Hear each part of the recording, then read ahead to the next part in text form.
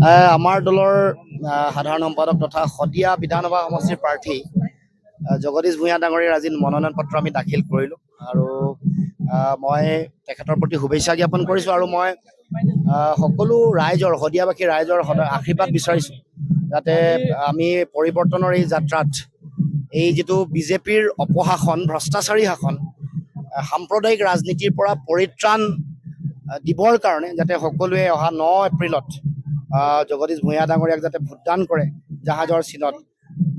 তাৰ লগে লগে মই এই কথা মই আত্মবিশ্বাসী সমগ্ৰ অসমত বিজেপিৰ এই ভয়াৱহ শাসনৰ পৰা পৰিত্ৰাণ পাবৰ কাৰণে এটা পৰিৱৰ্তনৰ এটা লহৰ বা চুনামি ইতিমধ্যে আৰম্ভ হৈছে আৰু এই নিৰ্বাচনত মই দৃঢ় বিশ্বাসী আত্মবিশ্বাসী যে জনগণে এবাৰ সঠিক আৰু শুদ্ধ শক্তিশালী সিদ্ধান্ত তেওঁলোকে গ্ৰহণ কৰিব কাৰণ এফালে বিজেপি দলৰ সাম্প্ৰদায়িক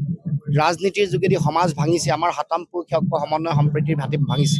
দ্বিতীয়তে মূল্য বৃদ্ধি বস্তু বাহনি জুই চাই মূল্য বৃদ্ধি যাৰ ফলত জনসাধাৰণ কুঙা কৰ কাতলৰ বোজা চাৰিওফালে বহাইছে জুবিনদাৰ হত্যাৰ পিছত আজিলৈকে ন্যায় নিদিলে 6টা জনগোষ্ঠীৰ জনজাতিকৰণ তেওঁলোকে আজিলৈকে নকৰিলে ভূমিৰ অধিকাৰ সুৰক্ষিত নকৰিলে অসম চুক্তিৰ 6 নম্বৰ দফা কাৰ্যকৰী নকৰিলে বানপানী গৰাখহনীয়া সমস্যা ৰাষ্ট্ৰীয় সমস্যা হিচাপে ঘোষণা নকৰিলে গতিকে এনেকুৱা ধৰণৰ যিবোৰ প্ৰতিশ্ৰুতি আছিল প্ৰতিশ্ৰুতি পালন নকৰিলে তাৰ বিপৰীতে আকৌ আমাৰ মাটি হাজাৰ হাজাৰ বিঘা জনজাতীয় খিলঞ্জীয়া থলগিৰি মানুহৰ মাটি কাঢ়ি নি তেওঁলোকে আকৌ বহিৰাগত বনিয়া পুঁজিপতি গোষ্ঠীক দিব ৰামদেৱ আম্বানী আদানীক দিবলৈ বিচাৰিছে গতিকে আমি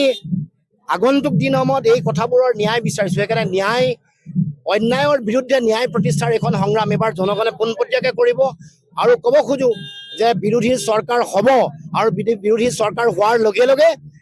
জুবিন দাক যিটো অন্যায় কৰিলে হত্যা কৰিলে তাৰ কাৰণে 100 দিনৰ ভিতৰত আমি ন্যায় দিম এই কথা নিশ্চিত আৰু এটা কথা সুধিব লৈছিলোঁ যে এটা চৰণতে এবাৰ যে ইলেকশ্যনটো হৈ আছে এইটো এটা পৰ্যায়ত নিৰ্বাচন কৰাৰ মূল কথাটোৱেই হ'ল তেওঁলোকে ভয় খাইছে তেওঁলোকে জানে যে এইবাৰ তেওঁলোকৰ অৱস্থা ভাল নহয় সেইকাৰণে কম সময় দিছে 13 দিন কেম্পেইনিঙৰ সময় দিছে এটা ফেজত এটা পৰ্যায়ত নিৰ্বাচন হিমন্ত বিশ্ব শৰ্মা এবাৰ ভয়ত অতি কম্পমান হৈ আছে তেওঁলোকৰ ভেটি এবাৰ খহিছে যিহেতু তেওঁলোকে চৰকাৰী টকা পইচা খৰচ কৰি কেম্পেইনিং কৰিলে এইবোৰ আঁচনিৰ ধন দিবলৈ যাওঁতে আমাৰ ৰাইজৰে টকা পইচা খৰচ কৰিছে ৰাইজৰে টকা পইচাৰে ৰাইজক দিছে আকৌ ৰাইজৰ টকা পইচা খৰচ কৰি তেওঁলোকে কেম্পেইনিং কৰিছে নিজৰ দলৰ এইটো প্ৰচণ্ড অন্যায় সেইটো কৰাৰ পিছতো আশ্বস্ত হোৱা নাই সেইকাৰণে এটা পৰ্যায়ত নিৰ্বাচন কৰিছে আৰু সময় দিয়া নাই গম পাইছে যে এইবাৰ তেওঁলোকৰ অৱস্থা ভাল নহ'ব তৎসত্বেও মই ক'ব খোজোঁ যিমান কুট কৌশল নকৰক লাগিলে জনসাধাৰণে সঠিক শুদ্ধ সিদ্ধান্ত গ্ৰহণ কৰে আৰু সঁহাৰি কেনেকুৱা পাইছে যথেষ্ট ভাল সঁহাৰি চাৰিওফালে মই খোৱাং সমষ্টিটো দেখিছোঁ ইয়ালৈও আহিছোঁ গতিকে ডিব্ৰুগড়ত সেইদিনাখনো বিৰোধীয়ে যথেষ্ট প্ৰাৰ্থীয়ে ভোটদান কৰিছিল কি কয় মনোনয়ন পত্ৰ দাখিল কৰিলে গতিকে মই ভাবোঁ যে জনগণৰ মাজত যথেষ্ট উৎসাহ আছে এই অহা 17টা দিন আমি কেনেকৈ অতি সুপৰিকল্পিতভাৱে আগবঢ়াই মানুহৰ জনগণৰ আৱেগ আৰু উৎসাহক কেনেকৈ ভোটলৈ পৰিৱৰ্তন কৰিব পাৰোঁ তাৰ ওপৰতে